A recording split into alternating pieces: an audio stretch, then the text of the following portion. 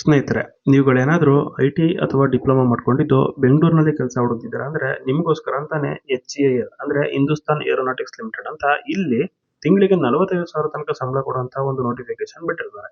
So ಹಾಗಿದ್ರೆ ಈ ಒಂದು ನೋಟಿಫಿಕೇಶನ್ ಬಗ್ಗೆ ಕಂಪ್ಲೀಟ್ ಇನ್ಫಾರ್ಮೇಶನ್ ನಾನು ನಿಮ್ಗೆ ಇವತ್ತು ತಿಳಿಸ್ಕೊಡ್ತೀನಿ.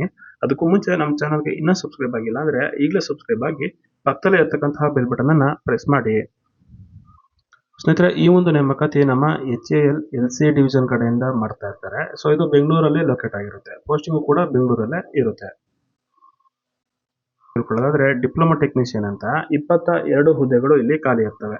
ಸೊ ಈ ಹುದ್ದೆಗೆ ಅರ್ಜಿನ ಸಲ್ಲಿಸೋದಕ್ಕೆ ನೀವು 10ನೇ ತರಗತಿ ಆದ ನಂತರ ಫುಲ್ ಟೈಮು ಅಥವಾ ರೆಗ್ಯುಲರ್ ಆಗಿ ಡಿಪ್ಲೊಮಾನ ಮುಗಿಸಿರ್ಬೇಕಾಗುತ್ತೆ ಮೆಕ್ಯಾನಿಕಲ್ ಇಂಜಿನಿಯರಿಂಗ್ ಅಲ್ಲಿ. ಇದು ಡೈರೆಕ್ಟ್ ಆಗಿ ಮೆಕ್ಯಾನಿಕಲ್ ಇಂಜಿನಿಯರ್ ಜನರಲ್ ಟ್ರೇಡ್ ಅಲ್ಲೇ ಯಾರ್ಯಾರು ಮಾಡಿರ್ತೀರಿ ಬ್ರಾಂಚ್ ಅಲ್ಲೇ ಅವ್ರುಗಳು ಮಾತ್ರ ಎಲಿಜಿಬಲ್ ಇರ್ತೀರಿ. ಸೊ ನಂತರ ಡಿಪ್ಲೊಮಾ ಟೆಕ್ನಿಷಿಯನ್ ಅಂತ ಸಿವಿಲ್, ಇದಕ್ಕೆ ಒಂದೇ ಒಂದು ವೇಕೆನ್ಸಿ ಇರುತ್ತೆ. ಇದರಲ್ಲೂ ಕೂಡ ಡಿಪ್ಲೊಮಾದಲ್ಲಿ ಸಿವಿಲ್ ಯಾರ್ಯಾರು ಮಾಡಿರ್ತಾರೆ ಅವರುಗಳು ಎಲಿಜಿಬಲ್ ಇರ್ತಾರೆ. ಹಾಗೇನೆ ಟೆಕ್ನಿಷಿಯನ್ ಎಲೆಕ್ಟ್ರಿಕಲ್ ಅಂತ 18 ಪೋಸ್ಟ್ಗಳು ಇಲ್ಲಿ ಖಾಲಿ ಇರುತ್ತೆ. ಸೊ ಈ 18 ಪೋಸ್ಟ್ಗಳಿಗೆ ಅರ್ಜಿನ ಸಲ್ಲಿಸೋದಕ್ಕೆ ನೀವು 10ನೇ ತರಗತಿ ಆದ ನಂತರ 2 ವರ್ಷದ ಐ.ಟಿ.ಐ ಕೋರ್ಸ್ನ ಮಾಡಿರಬೇಕು. ತದನಂತರ ನೀವು 1 ಇಯರ್ ಅಪ್ರೆಂಟಿಸ್ಶಿಪ್ ಕೋರ್ಸ್ ಅಥವಾ 2 ಇಯರ್ಸ್ ಅಪ್ರೆಂಟಿಸ್ಶಿಪ್ ಕೋರ್ಸ್ ಮಾಡಿದ್ರೆ ಎಲಿಜಿಬಲ್ ಇರ್ತೀರಾ. ಇನ್ ಕೇಸ್ ನೀವೇನಾದ್ರೂ 10ನೇ ತರಗತಿ ಆದ ನಂತರ 3 ವರ್ಷಗಳ ಕಾಲದ ಫುಲ್ ಟರ್ಮ್ ಅಪ್ರೆಂಟಿಸ್ಶಿಪ್ ನ ಮಾಡಿದ್ರೆ ಸೊ ನೀವು ಕೂಡ ಇಲ್ಲಿ ಎಲಿಜಿಬಲ್ ಇರ್ತೀರಾ ಅರ್ಜಿನ ಸಲ್ಲಿಸೋದಕ್ಕೆ. ನಂತರ ಟೆಕ್ನಿಷಿಯನ್ ಎಲೆಕ್ಟ್ರೋಪ್ಲೇಟರ್ ಅಂತ 2 ಪೋಸ್ಟ್ ಇರುತ್ತೆ. ಇದಕ್ಕೂ ಕೂಡ ಐ.ಟಿ.ಐ ಆದ ನಂತರ ಅಪ್ರೆಂಟಿಸ್ಶಿಪ್ ಮುಗಿಸಿರೋರು ಅರ್ಜಿನ ಸಲ್ಲಿಸಬಹುದು. ಹಾಗೇನೆ ಟೆಕ್ನಿಷಿಯನ್ ಫಿಟರ್ ಅಂತ ಒಟ್ಟು ಹುದ್ದೆಗಳು ಇಲ್ಲಿ 29 ಇರುತ್ತೆ.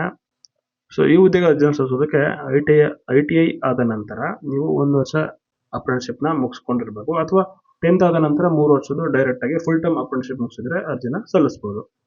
ಹಾಗೇನೆ ಹೀಟ್ ಟ್ರೀಟ್ಮೆಂಟ್ ಅಂತ ಒಂದು ವೇಕೆನ್ಸಿ ಖಾಲಿ ಇರುತ್ತೆ. ಇದಕ್ಕೂ ಕೂಡ same qualification ITI plus apprenticeship. Machinist ಅಂತ 4 ಹುದ್ದೆಗಳು ಖಾಲಿ ಇರುತ್ತೆ. ಇದಕ್ಕೂ ಅಷ್ಟೇನೆ ಐ.ಟಿ.ಐ ನಂತರ ಅಪ್ರೆಂಟಿಸ್ಶಿಪ್ ಮಾಡಿದ್ರೆ ಅರ್ಜಿನ ಸಲ್ಲಿಸಬಹುದು. ಹಾಗೇನೆ ಟೆಕ್ನಿಷಿಯನ್ ಟರ್ನರ್ ಅಂತ 2 ವೇಕೆನ್ಸಿ ಖಾಲಿ ಇರುತ್ತೆ. ಸೊ ಇದಕ್ಕೂ ಕೂಡ ಸೇಮ್ ಇರುತ್ತೆ ಕ್ವಾಲಿಫಿಕೇಶನ್. ಹಾಗೇನೆ ವೆಲ್ಡರ್ 2 ವೇಕೆನ್ಸಿ ಇರುತ್ತೆ. ಐ.ಟಿ.ಐ ಆದ ನಂತರ ಅಪ್ರೆಂಟಿಸ್ಶಿಪ್ ಮುಗಿಸಿರೋರು ಎಲಿಜಿಬಲ್ ಇರ್ತಾರೆ. ತಿಳ್ಕೊಳ್ಳೋದಾದ್ರೆ ಜನರಲ್ ಮತ್ತೆ ಇ.ಡಬ್ಲ್ಯೂ.ಎಸ್ ಕ್ಯಾಟಗರಿ ಅವ್ರಿಗೆ 28 ವರ್ಷ ತನಕ ಅರ್ಜಿನ ಸಲ್ಲಿಸೋದಕ್ಕೆ ಅವಕಾಶನ ಕೊಟ್ಟಿದ್ದಾರೆ. ಎಸ್.ಸಿ ಎಸ್.ಟಿ ಅವರಿಗೆ ಪ್ಲಸ್ 5 ವರ್ಷ ರಿಲ್ಯಾಕ್ಸೇಷನ್ಸ್ ಇರುತ್ತೆ. ಅಂದ್ರೆ 33 ವರ್ಷ ತನಕ ಅರ್ಜಿನ ಸಲ್ಲಿಸಬಹುದು. ಒ.ಬಿ.ಸಿ ಅವರಿಗೆ ಪ್ಲಸ್ 3 ವರ್ಷ ತನಕ ರಿಲ್ಯಾಕ್ಸೇಷನ್ ಇರುತ್ತೆ. ಅಂದ್ರೆ 31 ವರ್ಷ ತನಕ ಇವರು ಅರ್ಜಿನ ಸಲ್ಲಿಸಬಹುದು. ಅದೇ ಇನ್ ಕೇಸ್ ನೀವೇನಾದ್ರೂ ಎಕ್ಸ್ಪೀರಿಯನ್ಸ್ ಇದ್ರೆ ಅಂದ್ರೆ ನೀವು ಐ.ಟಿ.ಐ ಮೇಲೆ ವರ್ಕ್ ಮಾಡಿದ್ರೆ ಅಥವಾ ಡಿಪ್ಲೊಮಾ ಮೇಲೆ ವರ್ಕ್ ಮಾಡಿದ್ರೆ ನಿಮ್ಗೋಸ್ಕರ ಅಂತಾನೆ 7 ವರ್ಷ ತನಕ ಇಲ್ಲಿ ಪೋಸ್ಟ್ ಕ್ವಾಲಿಫಿಕೇಶನ್ ಎಕ್ಸ್ಪೀರಿಯನ್ಸ್ ನ ಕನ್ಸಿಡರ್ ಮಾಡಿ ಅದನ್ನು ಕೂಡ ಇಲ್ಲಿ ಏಜ್ ಗೆ ಎಲಿಜಿಬಲ್ ಅಂತ ಮಾಡ್ತಾರೆ. ಇನ್ ಕೇಸ್ ನೀವು ಜನರಲ್ ಕ್ಯಾಟಗರಿ ಆಗಿದ್ದು ನಿಮ್ಮ ಏಜ್ 28 ದಾಟಿದ್ರೆ ಸೊ ನಿಮಗೂ ಕೂಡ ಇಲ್ಲಿ ಅಪ್ಲೈ ಮಾಡೋದಕ್ಕೆ ಎಲಿಜಿಬಲ್ ಇರ್ತೀರಾ. ನಿಮ್ಮ ಹತ್ರ ಏನಾದ್ರು ಎಕ್ಸ್ಪೀರಿಯನ್ಸ್ ಇದ್ರೆ ನೀವು ಈ ಒಂದು ಹುದ್ದೆಗೆ ಅರ್ಜಿನ ಸಲ್ಲಿಸಬಹುದು. ಯಾಕೆಂದ್ರೆ ನಿಮ್ಮ ಹತ್ರ ಅಷ್ಟು ಎಕ್ಸ್ಪೀರಿಯನ್ಸ್ ಇರಬೇಕು. So up to general category ಅವರಿಗೆ 7 ವರ್ಷ ತನಕ ಎಕ್ಸ್ಪೀರಿಯನ್ಸ್ ನ ಕನ್ಸಿಡರ್ ಮಾಡಿದ್ರೆ 35 ವರ್ಷ ತನಕ ಅಪ್ಲೈ ಮಾಡಬಹುದು. ಸೊ ಎಸ್.ಸಿ ಎಸ್.ಟಿ ಅವರು ಕೂಡ ಅಷ್ಟೇನೆ 40 ವರ್ಷ ತನಕ ಅಪ್ಲಿಕೇಶನ್ ಹಾಕಬಹುದು. ಒ.ಬಿ.ಸಿ ಅವರು ಅಷ್ಟು 38 ವರ್ಷ ತನಕ ಅಪ್ಲಿಕೇಶನ್ ಹಾಕಬಹುದು. ಇನ್ ಕೇಸ್ ನಿಮ್ಮ ಹತ್ರ 7 ವರ್ಷ ತನಕ ಎಕ್ಸ್ಪೀರಿಯನ್ಸ್ ಇದ್ರೆ ಸೊ ನೀವು 1 ವರ್ಷ ಎಕ್ಸ್ಪೀರಿಯನ್ಸ್ ಕಂಪ್ಲೀಟ್ ಆಗಿದ್ರೆ ಈ ಒಂದು ಏಜ್ 28 ಇರೋದು 29 ತನಕ ಹೋಗುತ್ತೆ. ಎಷ್ಟು ವರ್ಷ ಅಪ್ ಟು 7 ಇಯರ್ಸ್ ತನಕ ನಿಮಗೆ ಎಕ್ಸ್ಪೀರಿಯನ್ಸ್ ನ ಕನ್ಸಿಡರ್ ಮಾಡಿ ಏಜ್ ರಿಲ್ಯಾಕ್ಸೇಷನ್ ನ ಮಾಡ್ತಾರೆ. So every completed experience every 1 year complete experience ಆದಾಗ ಇದು ಕೂಡ 1 ಇಯರ್ ಎಕ್ಸ್ಟೆಂಡ್ ಆಗ್ತಾ ಹೋಗ್ತಾ ಇರುತ್ತೆ. ಅಪ್ ಟು 7 ಇಯರ್ಸ್ ಮ್ಯಾಕ್ಸಿಮಮ್ ಇರುತ್ತೆ. ಸ್ನೇಹಿತರೆ, ಈ ಒಂದು ನೋಟಿಫಿಕೇಶನ್ ಪರ್ಮನೆಂಟ್ ಹುದ್ದೆಗಳಾಗಿರೋದಿಲ್ಲ. ಕೇವಲ 4 ಇಯರ್ಸ್ ಟೆನ್ಯೂರ್ ತನಕ ಆಗಿರುತ್ತೆ. ಸೊ ನೀವು ಅಲ್ಲಿ ಪ್ರೈವೇಟ್ ಅಲ್ಲಿ ಕಾಂಟ್ರಾಕ್ಟ್ ಮೇಲೆ ಕೆಲಸ ಮಾಡ್ತಾ ಇರ್ತೀರಲ್ಲ ಅಂತವ್ರು ಅಪ್ಲೈ ಮಾಡಿ. ಇನ್ ಕೇಸ್ ನೀವೇನಾದ್ರು ಪ್ರೈವೇಟ್ ಅಲ್ಲಿ ಪರ್ಮನೆಂಟ್ ಆಗೋ ಚಾನ್ಸಸ್ ಇರುತ್ತೆ ಅಥವಾ ನೀವು ಪರ್ಮನೆಂಟ್ ಆಗೋದಕ್ಕೆ ಟ್ರೈನಿಂಗ್ ಪೀರಿಯಡ್ ಅಲ್ಲಿ ಇರ್ತೀರಾ ಅನ್ನೋ ತರ ಇದ್ರೆ ನೀವು ಅಪ್ಲೈ ಮಾಡಕ್ ಹೋಗ್ಬಿಡಿ ಅಥವಾ ನೀವು ಇಲ್ಲಿ ಬರ್ಲೂಬೇಡಿ. ಸೊ ಇಲ್ಲಿ ಬರೀ ಕೇವಲ 4 ವರ್ಷ ಮಾತ್ರ ಇರುತ್ತೆ. 4 ವರ್ಷ ಟೆನ್ಯೂರ್ ಇರುತ್ತೆ. 4 ವರ್ಷ ಟೆನ್ಯೂರ್ ಆದ್ಮೇಲೆ ನಿಮ್ನ ಡೈರೆಕ್ಟ್ ಆಗಿ 1 ಮಂತ್ ಪ್ರಿಯರ್ ಇಂಟಿಮೇಷನ್ ಕೊಟ್ಬಿಟ್ಟು ನಿಮ್ನ ಅಂದ್ರೆ ನಿಮ್ ಡ್ಯೂಟಿಯಿಂದ ಡಿಸ್ಚಾರ್ಜ್ ಮಾಡ್ತಾರೆ. ಸೊ ಅಂದ್ರೆ ನಿಮ್ದು ಟರ್ಮ್ ಅಲ್ಲಿಗೆ ಕ್ಲೋಸ್ ಆಗುತ್ತೆ, ನಿಮ್ ಟೆನ್ಯೂರ್ ಅಲ್ಲಿಗೆ ಕ್ಲೋಸ್ ಆಗುತ್ತೆ. ನಿಮ್ಗೆ ಯಾವುದೇ ರೀತಿ ನೆಕ್ಸ್ಟ್ ಎಕ್ಸ್ಟೆನ್ಷನ್ ಕೂಡ ಸಿಗೋದಿಲ್ಲ. ಅದನ್ನ ನೀವು ಹೋಪ್ ಅಲ್ಲೂ ಇಟ್ಕೋಬಾರ್ದು. ಗೆಳೆಯರೆ, ಹಾಗೇನೆ ಸ್ಯಾಲರಿ ಬಗ್ಗೆ ನೀವು ಕೇಳೋದಾದ್ರೆ ಸೊ ಡಿಪ್ಲೊಮಾ ಟೆಕ್ನಿಷಿಯನ್ ಅವ್ರಿಗೆ ಅಪ್ಲೈ ಮಾಡಿದ್ರೆ 23,000 ಬೇಸಿಕ್ ಇರುತ್ತೆ. ಐ.ಟಿ.ಐ ಟೆಕ್ನಿಷಿಯನ್ ಅಪ್ಲೈ ಮಾಡಿದ್ರೆ 22,000 ಬೇಸಿಕ್ ಇರುತ್ತೆ. ಸೊ ಗ್ರಾಸ್ ಸ್ಯಾಲರಿ ಅಂತ ಕನ್ಸಿಡರ್ ಮಾಡಿದ್ರೆ ಡಿಪ್ಲೊಮಾ ಟೆಕ್ನಿಷಿಯನ್ ಅವ್ರಿಗೆ ಒಂದು 50,000 ತನಕ ಸ್ಯಾಲರಿ ಸಿಗ್ತಾ ಹೋಗುತ್ತೆ ಮೊದಲ ತಿಂಗಳಿಂದಾನೆ. ಐ.ಟಿ.ಐ ಟೆಕ್ನಿಷಿಯನ್ ಅಂದ್ರೆ ಐ.ಟಿ.ಐ ಮೇಲೆ ಯಾರು ಅಪ್ಲೈ ಮಾಡ್ತಾರೆ ಇವರಿಗೆ ಸ್ಟಾರ್ಟಿಂಗ್ ಇಂದಾನೆ ಒಂದು 45,000 ಮೊದಲ ತಿಂಗಳಿಂದ 45,000 ಇಲ್ಲಿ ಸ್ಯಾಲರಿ ಸಿಗುತ್ತೆ. ಇಷ್ಟಪಡ್ತೀನಿ ಏನಂದ್ರೆ ಇವರು ಅಪ್ಲಿಕೇಶನ್ ಹಾಕೋದಕ್ಕೆ ಒಂದು ರೆಫರೆನ್ಸ್ ನಂಬರ್ ಅಂತ ಕೊಡ್ತಾರೆ. ಆ ರೆಫರೆನ್ಸ್ ನಂಬರ್ನ ಇವರು ಡೈರೆಕ್ಟ್ ಆಗಿ ಎಂಪ್ಲಾಯ್ಮೆಂಟ್ ಎಕ್ಸ್ಚೇಂಜ್ ಇಂದ ಕ್ಯಾಂಡಿಡೇಟ್ಸ್ ಗಳು ಕೂಡ ತಲುಪಿಸುವಂತ ಕೆಲಸನ ಮಾಡ್ತಾರೆ, ಅಥವಾ HL ನಲ್ಲಿ ಯಾರು ಅಪ್ರೆಂಟಿಸ್ಶಿಪ್ ಮಾಡಿರ್ತಾರೆ ಅವ್ರಗಳಿಗೆ ಮಾತ್ರ ಕಳಿಸುವಂತಹ ಕೆಲಸನ ಮಾಡ್ತಾರೆ. ಸೊ ಇದ್ರದ್ದು ಪ್ರೋಸೆಸ್ ಯಾವ ರೀತಿ ಅಂತ ನಾವು ಬೇಕಾದ್ರೆ ಮುಂದಿನ ವಿಡಿಯೋದಲ್ಲಿ ತಿಳಿಸ್ಕೊಡ್ತೀವಿ. ಇನ್ ಕೇಸ್ ನೀವೇನಾದ್ರೂ HL ರೆಫರೆನ್ಸ್ ಲೆಟರ್ ಅಥವಾ HL ರೆಫರೆನ್ಸ್ ನಂಬರ್ ನೀವು ತಗೊಂಡಿಲ್ಲ, ನಿಮ್ಗೆ ತಗೊಳಕ್ ಆಗಿಲ್ಲ, ನಿಮಗೆ ಬಂದಿಲ್ಲ ಅನ್ನೋದಾದ್ರೆ ಸೊ ಕಾಮೆಂಟ್ ಮಾಡಿ.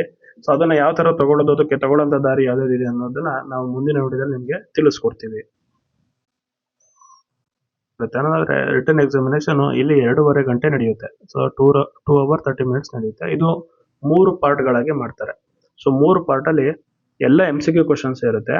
ಪಾರ್ಟ್ 1 ಬಂದು 20 ಕ್ವಶನ್ಸ್ಗೆ ಜನರಲ್ ಅವೇರ್ನೆಸ್ ಇರುತ್ತೆ. ಪಾರ್ಟ್ 2 ಬಂದ್ಬಿಟ್ಟು 40 ಕ್ವಶನ್ಸ್ ಇರುತ್ತೆ ಇಂಗ್ಲಿಷ್ ಅಂಡ್ ರೀಸನಿಂಗ್ ಸಂಬಂಧಪಟ್ಟಂತೆ. ಇನ್ ಮಿಕ್ಕಿರುವಂತಹ ಪಾರ್ಟ್ 3 ನಲ್ಲಿ 100 ಕ್ವಶನ್ಸ್ ನಿಮ್ಮ ಟ್ರೇಡ್ ರಿಲೇಟೆಡ್ ಅಥವಾ ನಿಮ್ಮ ಬ್ರಾಂಚ್ ರಿಲೇಟೆಡ್ ಮಾತ್ರ ಇರುತ್ತೆ, ಸಬ್ಜೆಕ್ಟ್ ರಿಲೇಟೆಡ್ ಮಾತ್ರ ಇರುತ್ತೆ. ಸೊ ಎಕ್ಸಾಮಿನೇಷನ್ ಇವರು ಮಾರ್ಚ್ ಅಲ್ಲಿ ಕಂಡಕ್ಟ್ ಮಾಡ್ತೀವಿ, ಅಥವಾ ಫಸ್ಟ್ ಅಥವಾ ಸೆಕೆಂಡ್ ವೀಕ್ ಆಫ್ ಮಾರ್ಚ್ ಅಲ್ಲಿ ಕಂಡಕ್ಟ್ ಮಾಡ್ತೀವಿ ಅಂತ ಹೇಳಿದ್ದಾರೆ. ಸೊ ಅದೇ ತರ ಮಾಡ್ತಾರೆ ಕೂಡ. ಸೊ ನೀವು ಇವಾಗಿಂದಾನೇ ಪ್ರಿಪೇರ್ ಆಗಿ. ಹಾಕೋದಕ್ಕೆ ಆನ್ಲೈನ್ ಮುಖಾಂತರ ಹಾಕ್ಬೇಕಾಗುತ್ತೆ. ಯಾರ್ಯಾರು ಹಾಕ್ಬೇಕು ಅಂತ ನಾನು ಅವಾಗಲೇ ಹೇಳಿದ್ದೀನಿ. ಸೊ ಅಂದ್ರೆ HL ಅಲ್ಲಿ ಯಾರ್ಯಾರು ಅಪ್ರೆಂಟಿಸ್ಶಿಪ್ ಮಾಡಿರ್ತಾರೆ ಅವರಿಗೆ ಅಂತಾನೆ ಒಂದು ರೆಫರೆನ್ಸ್ ಐಡಿ ನ ಕ್ರಿಯೇಟ್ ಮಾಡಿ ಅವ್ರಿಗೆ ಮೇಲ್ ಕಳಿಸಿರ್ತಾರೆ. ಇವಾಗ ಆಲ್ರೆಡಿ ಅವ್ರಿಗೆ ರೀಚ್ ಆಗಿರುತ್ತೆ.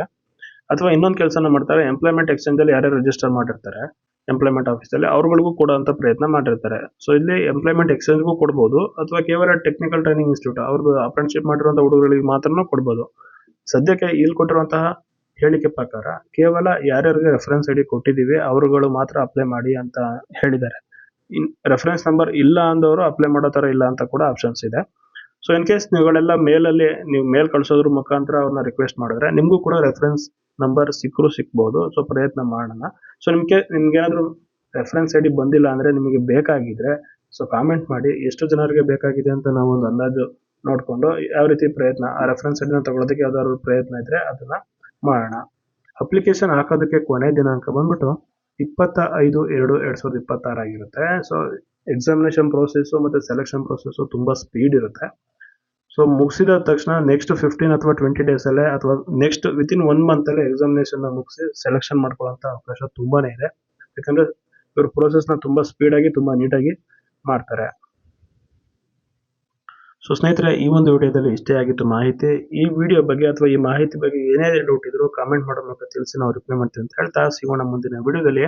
ಅಲ್ಲಿ ತನಕ good luck, all the best.